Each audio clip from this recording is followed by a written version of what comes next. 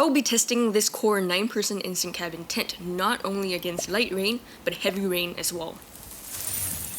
Before the rain test, I checked all the seams and found that most of them have been seam taped. The middle seam between the grey and green fabric has been taped, the window seams have been taped, and all the vertical seams are taped up to a certain point.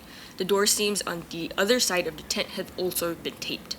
The vent seam was not taped, and neither was the mesh at the top of the tent, but this makes sense because they're protected by the vent fabric and the rainfly.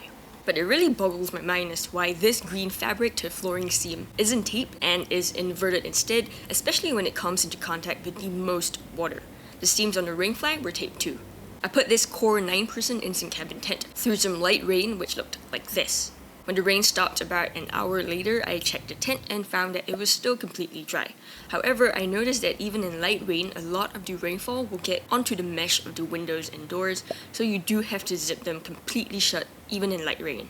This is because the rainfly is pretty tiny and doesn't offer that much rain protection. I also managed to put this Core 9-person instant cabin tent through some pretty heavy rain which looked like this. Again, because the rainfly is so tiny, all of the windows and doors were pretty soaked from top to bottom, and here's what they look like. So you definitely have to shut them in heavy rain. The rainfly is there to only protect water from seeping in through the ceiling mesh, and that's about it. I didn't notice any pulling issues with this tent on the roof because it curves downwards.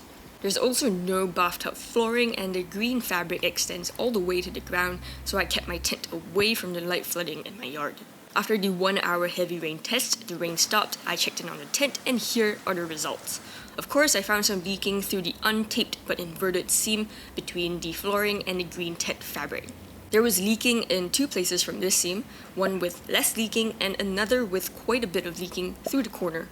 Also, I found that the window latch here was soaked through and the water dripped into the tent from this latch.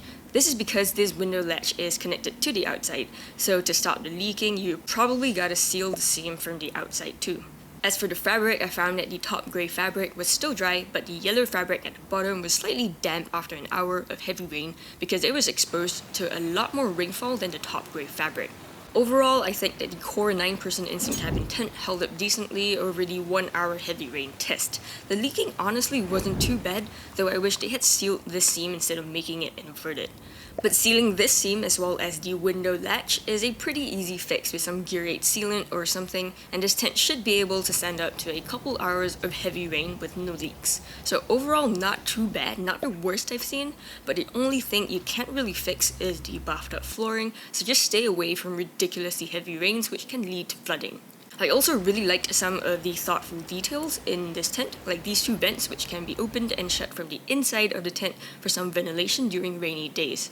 Also, the huge T-door on the other end of the tent has a small little rain collar thing, which trapped the water that seeped in through the door zip. It's a really nice touch so that the water doesn't actually drip into the tent instead. For a full review on this Core 9-person instant cabin tent, check out this video right here. Thank you for watching, and I'll see ya in the next one.